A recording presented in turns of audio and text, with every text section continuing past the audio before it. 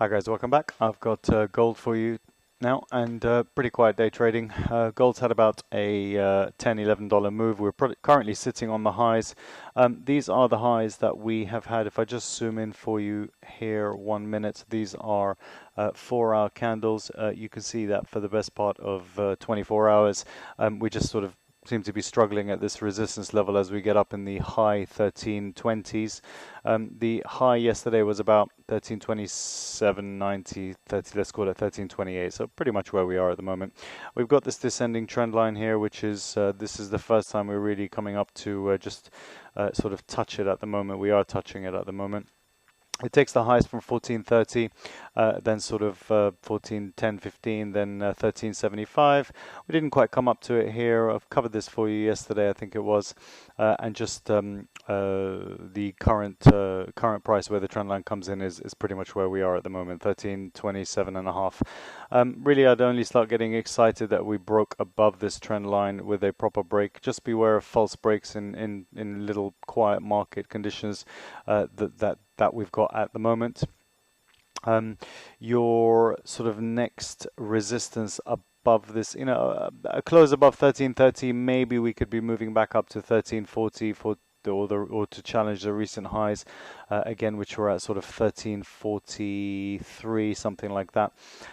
But really, as I said, quiet conditions. This is the first sort of resistance level right here, 1327, 1328, where the trend line is at the moment. If I just take you over to the daily charts 1 second, you can see again your 20-day moving average moving quite nicely down, and it has been a pretty straight line decline, barring this little push to the upside. That was, if I'm not mistaken, I might be wrong, but maybe that was the FOMC. We had gone up to 1375 here. But your 20-day moving average moving consistently down with the trend line, and we're pretty much sitting on it at the moment. You can see it comes in at 1326. So this is your first little sticky point.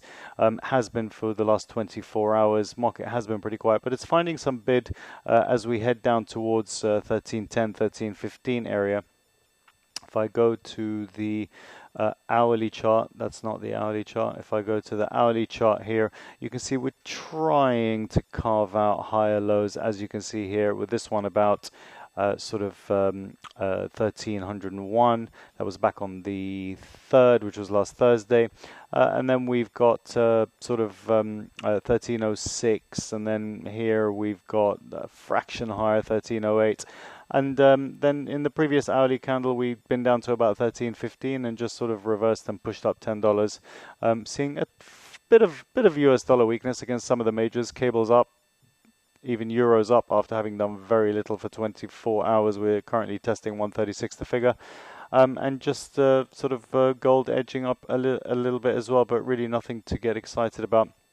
So a close above 1330, we might be looking at a move up to 1340 again, and then we'll have to wait and reassess.